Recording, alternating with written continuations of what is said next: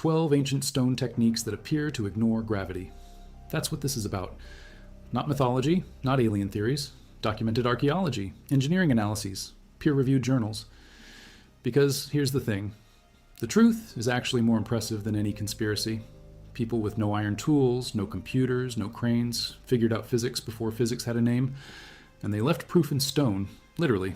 Let's go. If you value documented ancient engineering history like this, subscribe. It's the best way to support our work. And drop a comment right now. What city are you watching from? This script is researched and factual. Primary sources include Science Advances, Volume 10, August 2024, where Jose Antonio Lozano Rodriguez and colleagues published a peer-reviewed geoarchaeological study on the Menga dolmen titled Early Science and Colossal Stone Engineering in Menga, a Neolithic dolmen, Antequera, Spain, a paper that literally overturned decades of assumptions about Neolithic builders. The second source is the Journal of Archaeological Science, Volume 183, October 2025, where Carl P. Lipo of Binghamton University and Terry L. Hunt published The Walking Moai Hypothesis, Archaeological Evidence, Experimental Validation, and Response to Critics. The most comprehensive statistical analysis of Easter Island statues ever produced, covering 962 moai. These are not pop science blogs. These are primary sources. Now back to the information. Number 1, Menga dolmen's trapped weight arch. Antequera, Spain, approximately 3,800 to 3,600 BCE. There's a stone in southern Spain that weighs 150 tons. It has sat on top of other stones for nearly 6,000 years. It has survived earthquakes, rain, and the passage of time. No mortar, no rebar, no modern tools, just geometry. The Menga dolmen near Antequera in Andalusia is the oldest of the great dolmens in Iberia.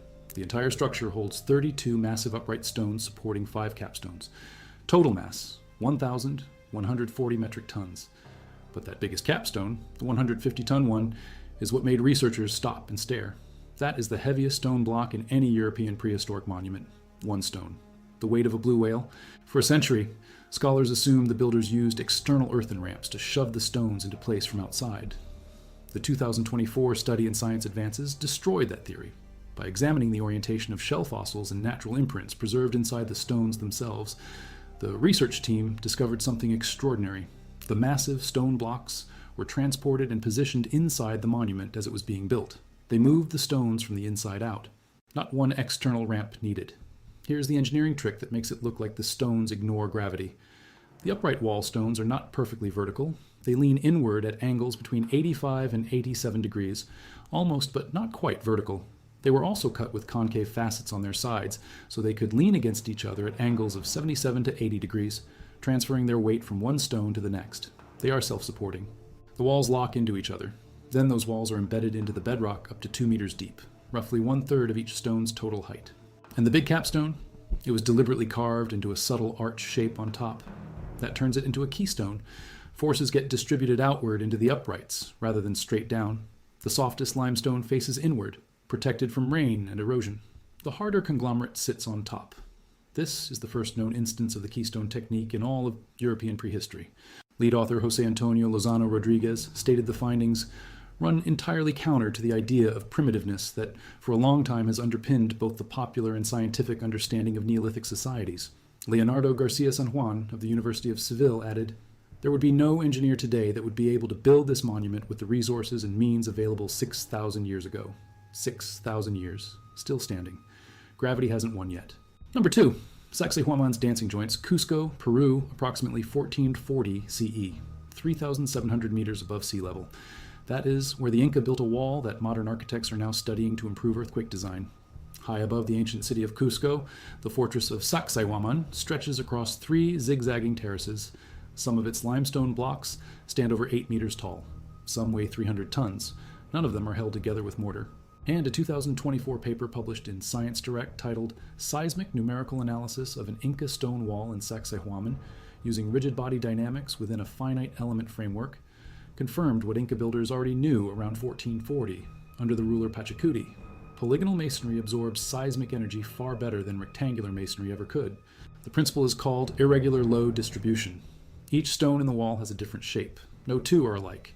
Each one is custom fitted to every surface touching it. When an earthquake hits, the energy dissipates across multiple contact planes rather than concentrating at any single joint. The whole wall moves slightly and then settles back. Modern engineers call this concept base isolation. The Inca called it common sense. Inca walls lean inward between 3 and 5 degrees. Doors and windows are trapezoidal, wider at the base, narrower at the top, rounded corners instead of sharp 90-degree angles. Together, these design choices lower the center of gravity, eliminate stress concentration points, and create a structure that bends rather than breaks. Water engineer Ken Wright, who has studied Inca construction for decades, noted that 60% of Inca construction effort was underground, deep foundations and drainage systems that most visitors never see. The part that looks impossible is actually the easy part. The precision of the joints comes from a process called rock pecking.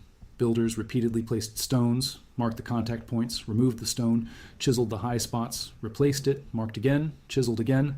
Calcium carbonate-rich limestone leaves white dots when struck. Researchers like Jean-Pierre Protzen documented these hammerstone impact marks throughout the site in the 1980s. There is no mystery technology. There is relentless, systematic fitting. Gaps on the interior of wall joints were packed with a sticky red clay called Lancac alpa plus rubble, a technique described by Spanish chronicler Bernabé Cobo in 1653, cross-confirmed by modern excavations. The zigzag layout of the outer walls was not random either. Zigzag geometry means any attacking force hits a wall at an angle rather than straight on. Forces dissipate. Psychologically, defenders can aim down at attackers from multiple angles simultaneously. Engineering and tactics fused into a single shape. Number 3, the Stonehenge Bluestone Hall, Salisbury Plain, England, approximately 3000 BCE. Here is the question that has bothered researchers since the 1920s. Why did Neolithic people drag stones from Pembrokeshire in Wales all the way to Salisbury Plain in England to build Stonehenge? Every other Neolithic monument in Europe was built from stones sourced within 10 miles. Stonehenge used stones from over 200 miles away. That is the distance from London to Paris. These people did not have wheels for heavy loads. They did not have horses. They had wooden levers, ropes, human bodies, and a plan we are still reverse engineering 5,000 years later. The blue stones, so named because they turn a bluish color when wet or freshly broken, are the smaller stones at Stonehenge. They weigh up to 2 tons each. Roughly 80 of them were brought from the Preseli Hills in Pembrokeshire, West Wales. In 2019, a team from UCL, Bournemouth University, Southampton, and the National Museum of Wales confirmed the exact quarry locations. Carn Godog on the north slope of the Preseli Hills for spotted dolerite, and Craig Rosie Phelan for rhyolite. Charcoal from quarry workers' campfires was radiocarbon dated to approximately 3,400 BCE at Craig Rosie Phelan and 3,200 BCE at Carn Godog. The bluestones did not arrive at Stonehenge until around 2,900 BCE. Nearly 500 years separated quarrying from placement. Professor Mike Parker Pearson's leading theory is that those stones were first erected in a monument near their quarry and then intentionally dismantled and moved. An entire stone circle relocated 400 miles to a new location.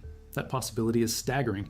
In January 2026, a new study published in Communications, Earth and Environment by geologists Anthony Clark and Christopher Kirkland at Curtin University in Australia used cutting-edge mineral fingerprinting to definitively refute the glacial transport theory, the idea that ice sheets might have deposited the bluestones near Salisbury Plain naturally. No glacial transport.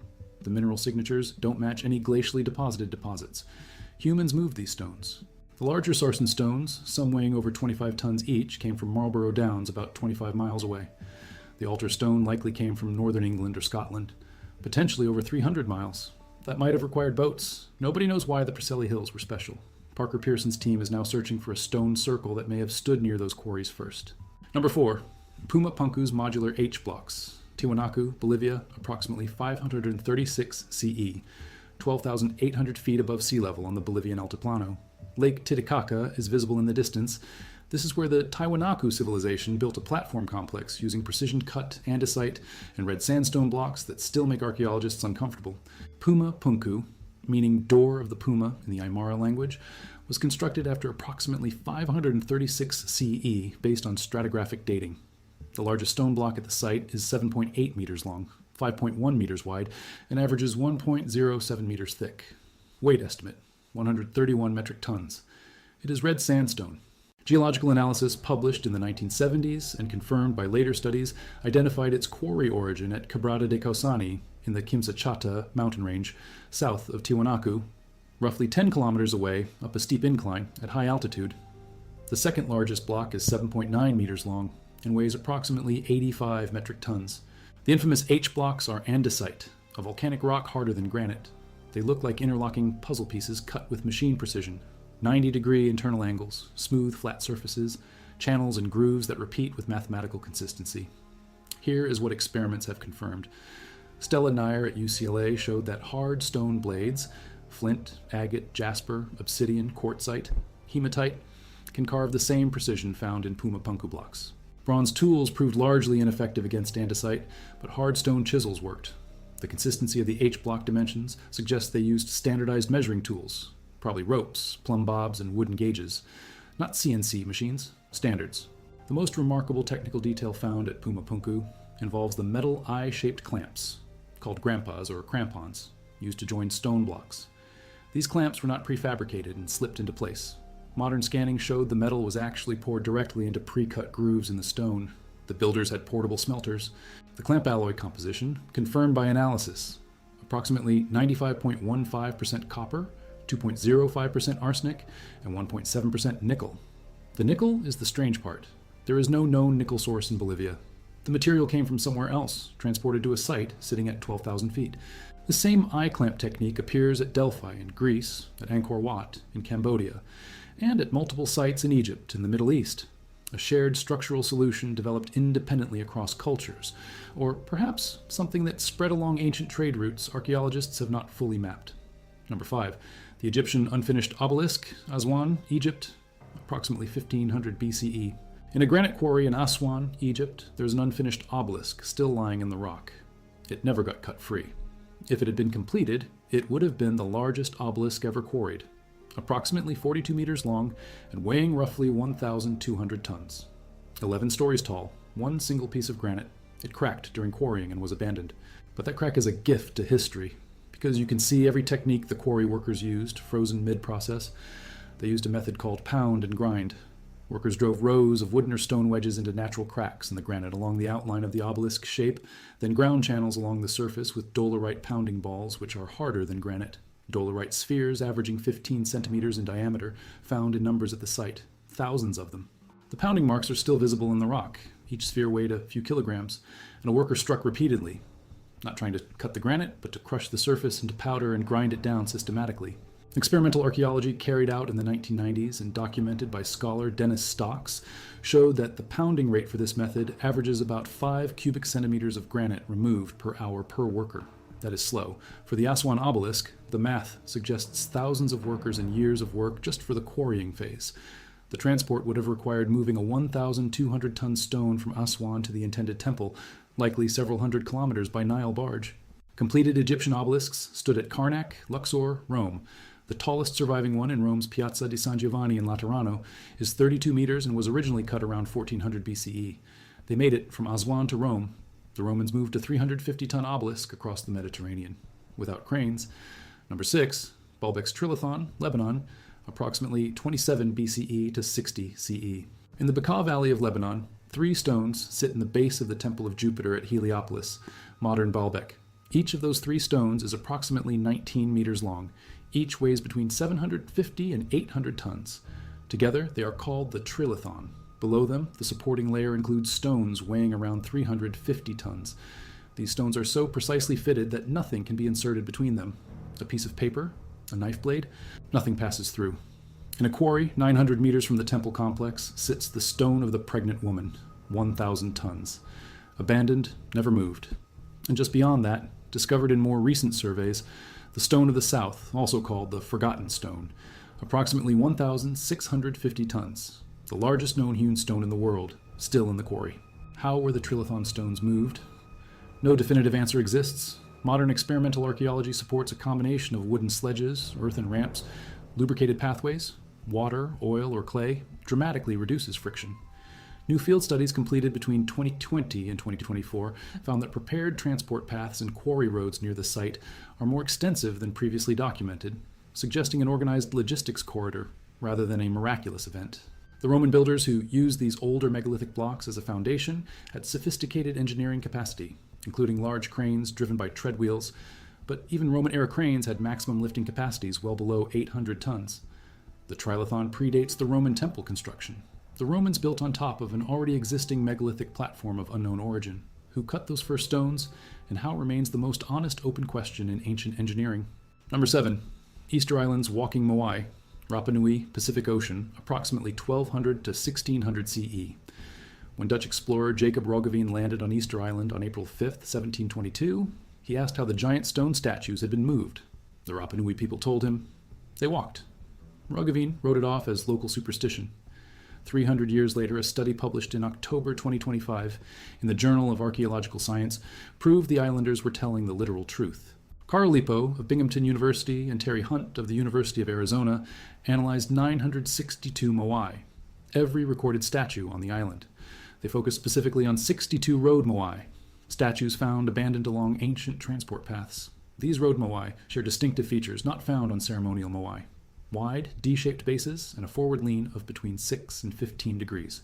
That lean shifts the center of mass forward over the front edge of the base, creating inherent instability. A statue at rest would fall over without support, but that instability is the whole point. It enables rocking. The team built a 4.35 metric ton replica moai with those exact proportions and tested the walking method. 3 ropes attached, 2 on the flanks to rock it side to side, 1 at the rear to prevent backward collapse. 18 people, 100 meters covered in 40 minutes. The statue took steps averaging 89 centimeters. The method worked. The larger the moai, the better it walked. Bigger statues have longer strides. The roads themselves confirm the hypothesis. Rapa Nui's ancient road network stretches over 15 miles from the Rano Raraku quarry. The roads are 4.5 meters wide with a concave cross-section, curved inward at the center. That shape is useless for horizontal transport on sledges or rollers. It would catch and damage a horizontal statue. But for a standing, rocking statue, the concave shape guides it forward and prevents sideways sliding.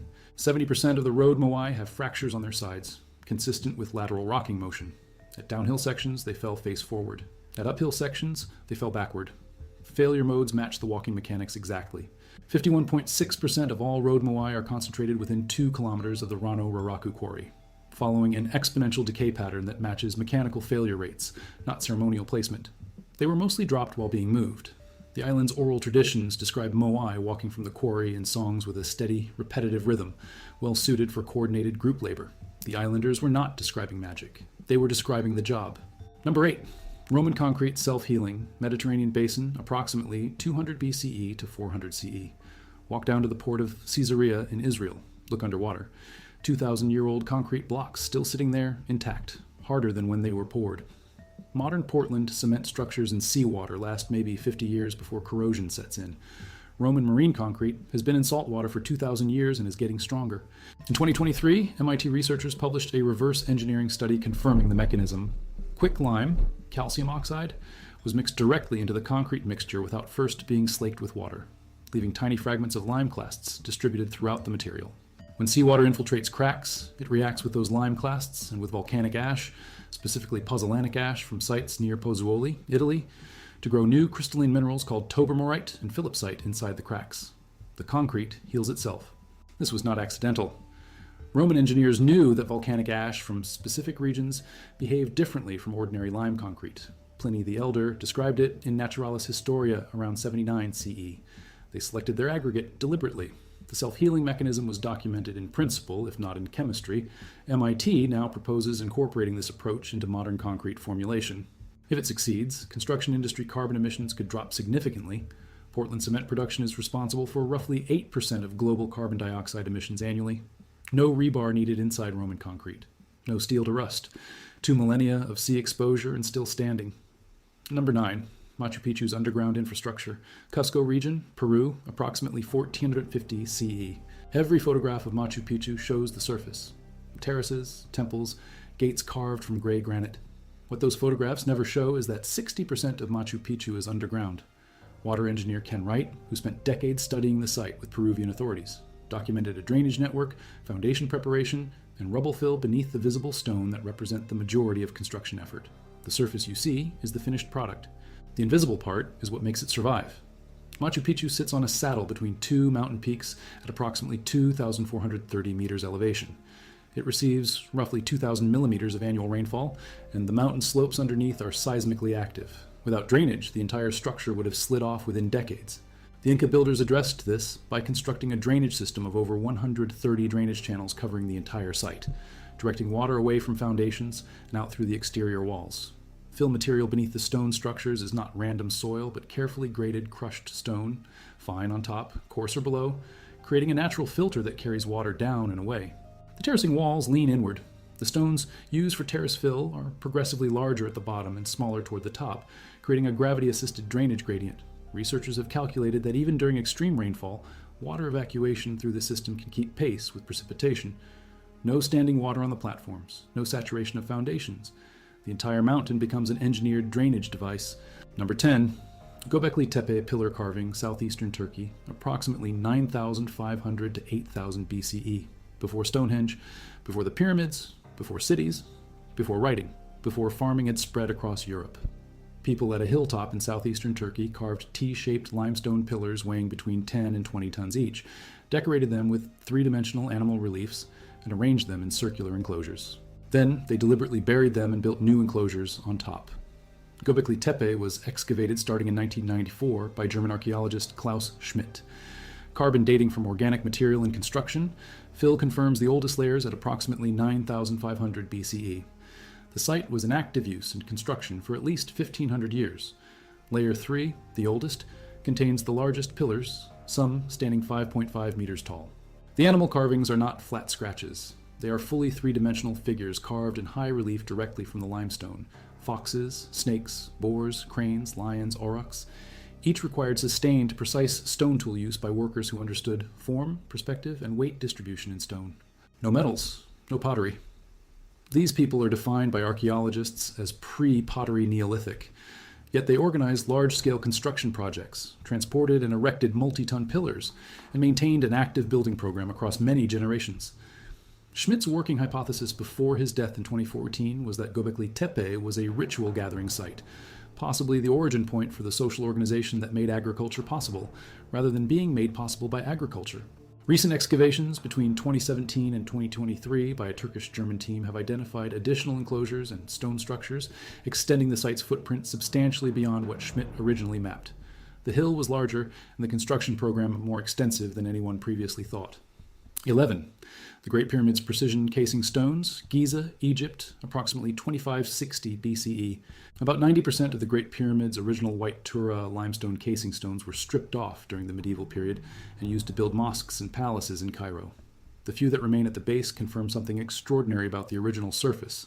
The joints between casing stones averaged less than 0.5 millimeters in thickness. Optician's precision, applied to blocks averaging 2.5 tons each, across an area of 5.5 hectares at the base. The Great Pyramid's base is level to within 21 millimeters across its entire 230-meter length. It is oriented to true north within 3/60ths of 1 degree. Architect and engineer Craig Smith, writing in the journal Technology and Society in 1999 and cited in numerous subsequent studies, estimated the pyramid contains approximately 2.3 million stone blocks, averaging 2.5 tons each. Total mass, approximately 6 million tons. The precision of the casing stone joints was achieved through a technique called dressed face contact. The exposed faces were ground flat using abrasives, including sand and harder stone rubbing blocks, until the surfaces matched well enough to minimize visible joint lines. The mortar used in the joints was not structural. It was a lubricant to help slide large blocks into their final positions.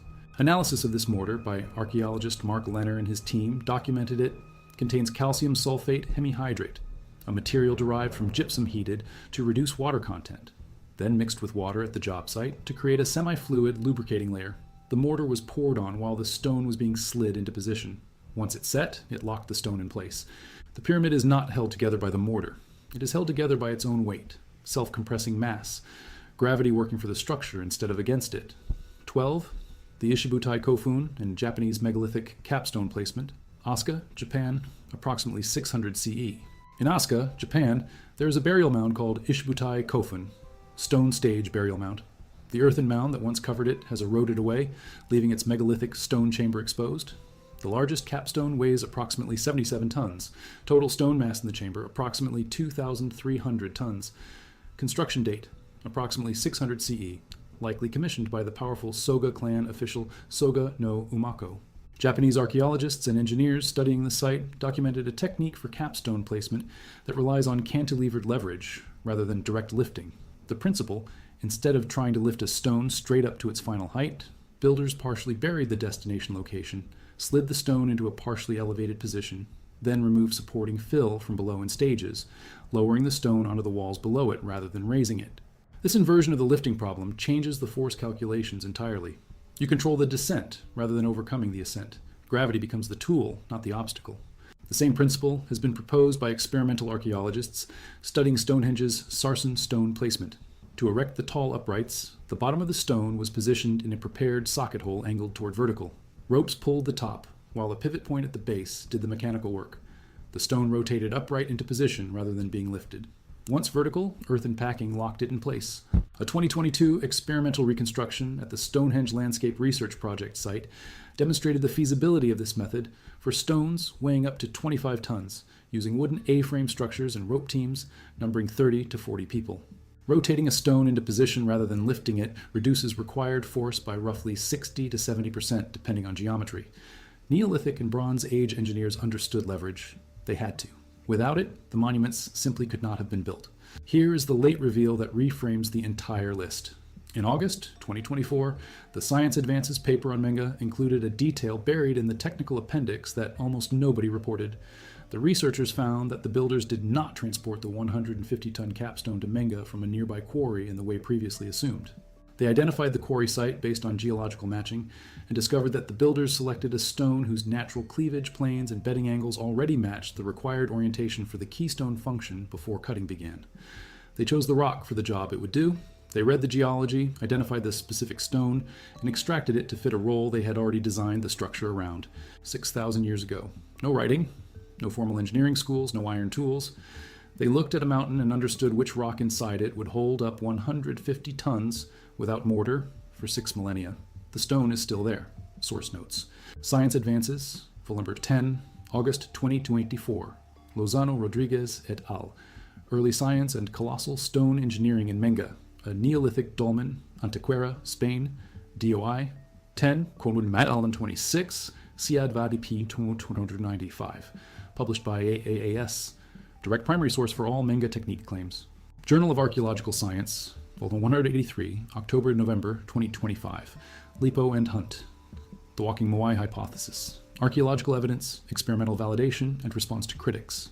DOI 10 Tenim 16J JAs 2025 Danos 83. Published by Elsevier. Direct primary source for all Moai walking claims. Additional cross-referenced sources. Science Direct 2024 on Sacsayhuaman seismic analysis, Lipa et al. UCL Antiquity Study 2019 on Stonehenge Bluestone Quarries, Parker Pearson et al. Communications, Earth and Environment, January 2026. Clark and Kirkland, Curtin University. Pumapunku Wikipedia synthesis cross-referenced against Protzen and Nair 2013. The Stones of Tiahuanaco, Kotzen Institute of Archaeology. If you found this valuable, subscribe. It directly supports more research like this. And in the comments, what city are you watching from? And which of these 12 techniques surprised you most? Additional depth on key techniques. On Sacsayhuaman, a detail from a December 2025 study published by Splash Travels, citing geophysical fieldwork and petrographic analysis, deserves attention. Researchers found that the limestone blocks at Sacsayhuaman exhibit an unexpected internal microstructure compared to nearby limestone outcrops. Recrystallized texture, consistent with exposure to elevated pressure, temperature, or circulating mineral-rich fluids deep in the geological formation. Builders were not just selecting limestone, they were selecting a specific variety of altered limestone whose reliable fracture lines made precision shaping possible without excessive breakage. The builders understood stone behavior at a level that most modern masons working today in industrial contexts could not match without laboratory testing. The Inca had no lab. They had generations of accumulated knowledge, passed down through apprenticeships and direct practice, about exactly which stone from which section of which quarry would behave predictably under a chisel. That knowledge died with the empire's collapse in 1532, when Spanish forces destroyed not just the political structure, but the transmission of technical knowledge from master to apprentice. What survived was only what stone could preserve. On Baalbek, the transport problem scales differently than most people assume. Modern engineering analyses have looked seriously at the logistics of moving the trilithon stones. For a 750-ton block, achieving any forward motion requires not just raw manpower, but a lubricated pathway. Studies on friction reduction through water and clay lubrication on stone and wooden sledge systems show that a well-prepared surface can reduce the required pulling force to roughly 1/40th of the object's weight, meaning a 750-ton stone might require an effective pulling force of only about 19 tons. achievable by several hundred coordinated workers. That does not make it easy. It makes it theoretically possible, but without supernatural intervention. The sheer organizational capacity required, feeding, coordinating, and managing a workforce of potentially thousands across months or years of transport, represents its own form of advanced civilization that the ruins themselves confirm existed. On the Egyptian pyramid, archaeologist Mark Lehner and engineer David Goodman, working at Giza since the 1980s, have documented evidence of a workers' village dating to approximately 2500 BCE at the Pyramid Plateau. The village contained bakeries producing bread in industrial quantities, rows of baking pots capable of feeding thousands simultaneously, beer production facilities, a medical facility with evidence of healed bone fractures and worker skeletons, including limb amputations that healed cleanly, confirming a degree of organized medical care. The workers were not slaves, they were skilled craftsmen receiving rations, medical treatment, and burial in tombs near the pyramids themselves, an honor reserved for people valued by the state. Graffiti scratched into pyramid stones by ancient work gangs includes names: Friends of Khufu, Drunkards of Menkaure. They left signatures. They were proud. On Göbekli Tepe, a 2023 study by a team from Istanbul University, led by Bora Uysal, and published in the Turkish archaeology journal Aktuel Arkeoloji, identified new geophysical survey data suggesting at least 16 additional enclosures beneath the current excavated surface of the site. Only a small percentage of the total site has been excavated.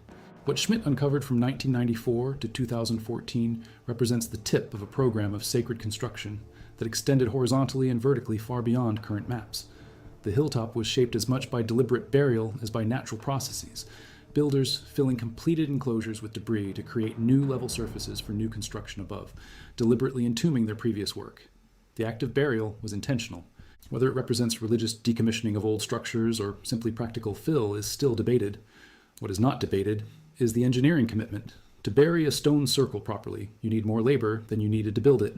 On Puma Punku, one detail about the H-blocks that rarely gets mentioned is the dovetail groove system.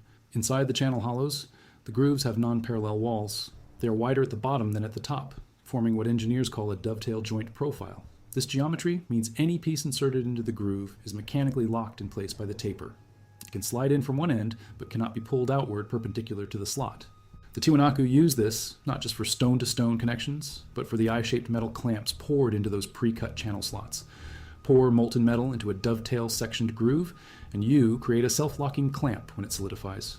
Modern production engineering uses this same principle in injection molding and die casting. The builders of Puma Punku developed it empirically around 500 CE. On Stonehenge, the sarsen stones, the large upright ones forming the famous trilithons, each weigh approximately 25 tons. They came from Marlborough Downs, about 25 miles to the north. Researchers from the University of Brighton, led by David Nash, published a study in 2023 in PLOS1, identifying West Woods in Wiltshire as the specific quarry site, using geochemical fingerprinting of the sarsen's trace element composition. West Woods is 25 kilometers from Stonehenge. 25 tons pulled 25 kilometers uphill in sections by people with ropes and wooden sledges and wooden rollers. Experimental teams using similar technology have demonstrated the feasibility by moving multi-ton blocks over distances of hundreds of meters per day on well-prepared pathways. The Stonehenge Riverside Project's experimental reconstruction work showed that a team of around 200 people could move a 1-ton test block using wooden sledges and rolled logs at roughly 1 kilometer per hour on level ground. For a 25-ton block, scale the labor accordingly. It is not magic, it is multiplication. On the Moais, there's a folk song still sung today by modern Rapa Nui people. It describes an early ancestor with the knowledge of making the Moai walk. The song has a pronounced, steady rhythm, the kind of rhythm suited for coordinated, repetitive labor. Lipo and Hunt noted this in their 2025 paper. The oral tradition did not say the statues floated. It did not say gods carried them. It said they walked. The islanders who spoke to Jacob Roggeveen in 1722 were not speaking metaphorically.